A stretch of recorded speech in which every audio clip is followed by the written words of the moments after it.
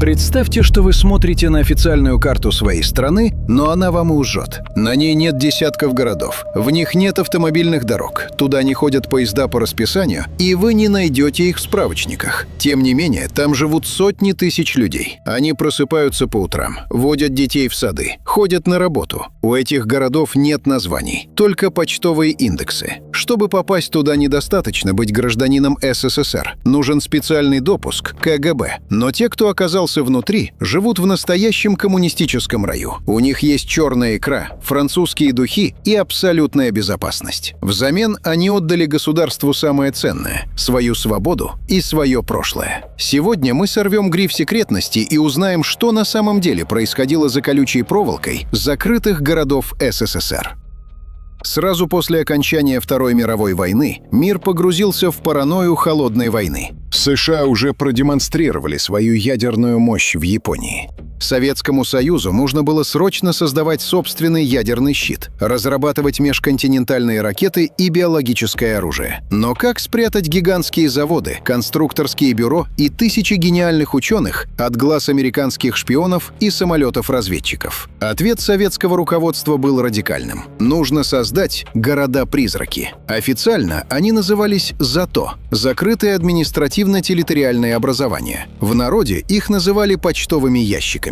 Проблема заключалась в том, что наука не делается в вакууме. Чтобы академик мог изобретать ядерную бомбу, ему нужны инженеры, токари, уборщицы, учителя для его детей, врачи и продавцы. Так, вокруг секретных лабораторий вырастали полноценные города с населением в 50, а то и 100 тысяч человек. И всех этих людей нужно было изолировать от внешнего мира. Возник уникальный социальный эксперимент, не имевший аналогов в мировой истории. Государство создало систему тотального контроля, обнесло целые города рядами колючей проволоки, контрольно-следовыми полосами и пулеметными вышками. Жизнь в ЗАТО была соткана из парадоксов. Как гениальные умы, создававшие сложнейшие технологии, мирились с тем, что они по сути являются узниками? И почему жители этих городов панически боялись потерять свой пропуск и оказаться на свободе? В этом видео мы получим пропуск высшей категории и пройдем через КПП самых охраняемых объектов Советского Союза. Мы разделим наше расследование на 3 акта. Сначала мы отправимся в Арзамас-16, ядерное сердце СССР, где выковывалась первая советская атомная бомба, и узнаем, на какие жертвы шли ученые ради сохранения тайны. Затем мы прогуляемся по улицам этих городов-призраков и поймем психологию золотой клетки, как спецснабжение и отсутствие преступности сделали из жителей ЗАТО особую касту советских людей. И, наконец, мы заглянем в самые темные и жуткие лаборатории страны, в Загорск-6, где вместо физики правили смертоносные вирусы, и малейшая оплошность грозила биологическим апокалипсисом. Приготовьтесь, мы пересекаем запретную зону. Наша первая остановка – город, которого официально не существовало почти 50 лет – Саров. В разные годы он носил название база номер 112, Шатки-1, Кремлев и, наконец, Арзамас-16. Место было выбрано лично Лаврентием Берией в 1946 году. Ирония судьбы – секретный объект КБ-11, где создавалось самое смертоносное оружие в истории, первая советская атомная бомба РДС-1, расположили на территории одной из главных православных святынь – Свято-Успенской Саровской пустыни. В кельях монахов разместили физиков-ядерщиков. Уровень секретности в Арзамасе-16 доходил до абсурда. Когда сюда привозили первых молодых специалистов, они даже не знали, куда едут. Билет покупался в один конец. По прибытии каждый подписывал бумагу о неразглашении, которая фактически лишала его связи с прошлым миром. Вам запрещалось писать родственникам, где вы находитесь и чем занимаетесь. Письма отправлялись на фиктивные адреса в Москве, Москва-300 или в так называемые почтовые ящики. Если у вас умирал близкий родственник на Большой Земле, вас могли просто не выпустить на похороны. А пригласить к себе в гости маму или брата было категорически невозможно вплоть до конца 80-х годов. Сам город был окружен многослойным периметром обороны, который строили десятки тысяч заключенных ГУЛАГа. Представьте себе, сначала идет забор из колючей проволоки, за ним вспаханная контрольно-следовая полоса, чтобы был виден каждый след. Затем бетонная стена с электронной сигнализацией и снова полоса препятствий. По периметру круглосуточно дежурили вооруженные патрули с собаками. Периметр охранялся так же жестко, как государственная граница СССР.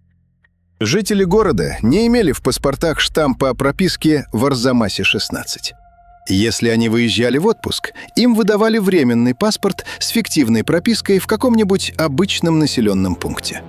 На допросах в КГБ ученым внушали: «Вы – носители главной государственной тайны. За границу выезжать запрещено. Общаться с иностранцами запрещено. Потеряете пропуск – ваша жизнь сломана». Это была добровольная тюрьма для интеллектуальной элиты страны. Но почему же люди, лишенные свободы передвижения, не бунтовали? Почему они держались за жизнь в закрытых городах зубами? Ответ кроется в уникальном социально-экономическом контрасте. В то время как обычный Советский Союз стоял в бесконечных изнурительных очередях за туалетной бумагой и докторской колбасой, в ЗАТО был построен настоящий коммунизм в отдельно взятом периметре. Все закрытые города находились на так называемом московском, а иногда и высшем спецснабжении. Прилавки магазинов в Челябинске 70, Свердловске 44 или Арзамасе 16 ломились от деликатесов. Здесь всегда была сырокопченая колбаса, красная и черная икра, бананы, сгущенка, дефицитный кофе и шоколад. В промтоварных магазинах висели импортные финские сапоги, японские магнитофоны, французские духи и югославская мебель. Зарплаты инженеров и рабочих в ЗАТО были от 20 до 30% выше, чем в среднем по стране. Плюс им выплачивались надбавки за секретность. Но изобилие было не единственным плюсом. Главной ценностью закрытых городов была абсолютная, стерильная безопасность. Поскольку попасть в город без сложнейшей проверки КГБ было невозможно, здесь просто не было залетного криминала. Не было бездомных, не было профессиональных воров или убийц. Местные жители вспоминали, что они никогда не запирали двери квартир. Ключи спокойно оставляли под ковриком. Дети могли гулять на улице до поздней ночи, и родители не переживали за их жизни. Школы и больницы были оснащены по последнему слову техники, а учителя и врачи проходили строжайший отбор. Так сформировался особый психологический тип человека – житель ЗАТО. Постепенно среди них зародился некий снобизм. Они свысока смотрели на большую землю. Эта золотая клетка была настолько комфортной, уютной и сытой, что колючая проволока перестала восприниматься как тюремная решетка. Наоборот, жители считали, что забор защищает их от хаоса, нищеты и преступности внешнего мира. Ради колбасы, безопасности и престижной работы советский человек с радостью отказывался от свободы передвижения. Но если Арзамас-16 ковал физическое оружие, то были в СССР города, за колючей проволокой которых таилась угроза куда более страшная, невидимая и непредсказуемая. Добро пожаловать в Загорск-6. Здесь располагался вирусологический центр научно-исследовательского института микробиологии Министерства обороны. Если ядерщики работали с металлом и радиацией, то ученые Загорска-6 имели дело с самым страшным живым врагом человечества.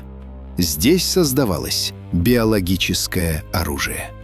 После того, как мир официально договорился об отказе от биологического оружия, СССР в обстановке глубочайшей секретности запустил масштабную программу «Биопрепарат».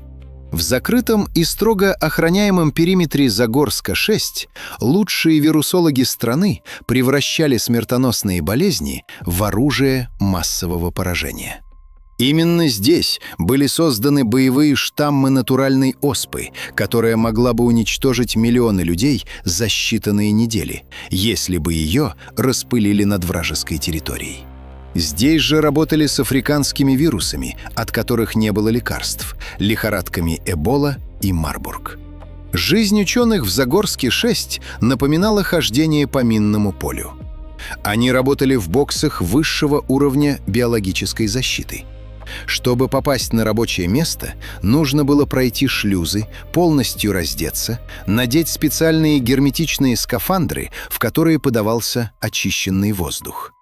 Любая, даже самая микроскопическая ошибка могла стоить жизни не только ученому, но и всему городу. Проколотая иголкой перчатка, микротрещина в костюме, случайный выдох лабораторной зараженной обезьяны, и смерть неизбежна. Инструкции были жесточайшими. Если в боксе происходила авария, двери автоматически блокировались.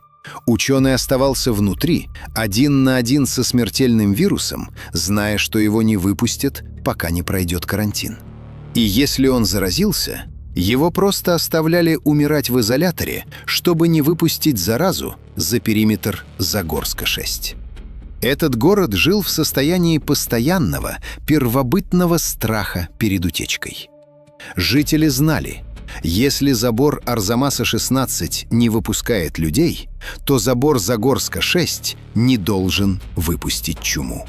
И это делало атмосферу в таких биологических зато невероятно гнетущей и параноидальной.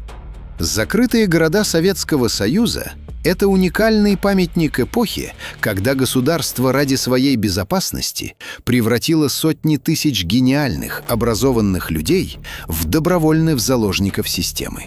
Система дала им все, кроме права выбирать, где жить и с кем общаться. И здесь возникает очень сложный психологический вопрос. Спуститесь прямо сейчас в комментарии и честно ответьте, согласились ли бы вы отказаться от свободы передвижения, от возможности выехать за границу и свободно приглашать к себе друзей в обмен на идеальную безопасность для ваших детей, элитную еду, роскошную квартиру и высокую зарплату? Смогли бы вы жить в сытой, но золотой клетке? Очень жду ваших ответов. Это невероятно интересная тема для дискуссии. Если вам понравилось это расследование, и вы хотите, чтобы мы продолжали раскрывать секреты советской истории, обязательно поставьте лайк этому видео. Это лучшая награда для нашей команды. И не забудьте подписаться на канал «Код доступа», нажав на колокольчик. Вместе мы узнаем то, что от нас так долго скрывали. Жители закрытых городов добровольно соглашались на изоляцию ради системы. Но были в СССР люди, которые ненавидели эту систему настолько, что готовы были пойти на самую крайнюю меру – на государственную измену. Сентябрь 1976 года. Весь мир потрясен невероятной новостью. Советский летчик элитных войск ПВО, старший лейтенант Виктор Беленко, совершает немыслимое. Прямо во время тренировочного полета он опускает свою машину к самым верхушкам деревьев, обманывает советские радары и улетает в Японию. И он угоняет не просто самолет, он угоняет МиГ-25, сверхсекретный, самый быстрый и технологичный истребитель-перехватчик Советского Союза, который западные спецслужбы мечтали заполучить годами. Как одному человеку удалось прорвать хваленую систему ПВО и передать американцам главную военную тайну СССР? Был ли он борцом за свободу или расчетливым предателем, продавшим родину за доллары? Мы обещаем, что в нашем следующем выпуске мы расскажем вам эту невероятную историю, похожую на голливудский шпионский триллер. Не пропустите ролик «Угон века», как советский летчик украл самый секретный истребитель СССР. Подписывайтесь на канал, чтобы узнать правду первыми. С вами был Код доступа. До встречи!